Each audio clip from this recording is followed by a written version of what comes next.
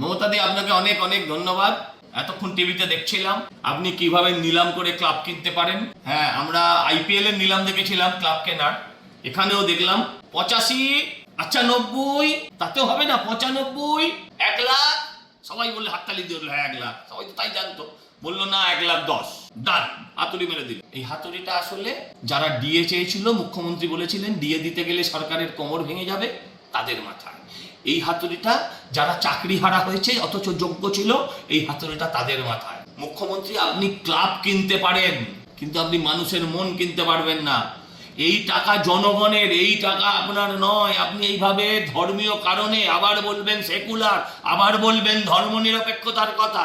আমি হিন্দুত্বে বিশ্বাসী একটি ছেলে এবং হিন্দুতে বিশ্বাসী একটি রাজনৈতিক সংগঠনের কর্মী হয়ে বলছি যে সরকারি টাকায় কোনো ধর্মীয় অনুদানের আমরা বিরুদ্ধে এবং বিরুদ্ধে।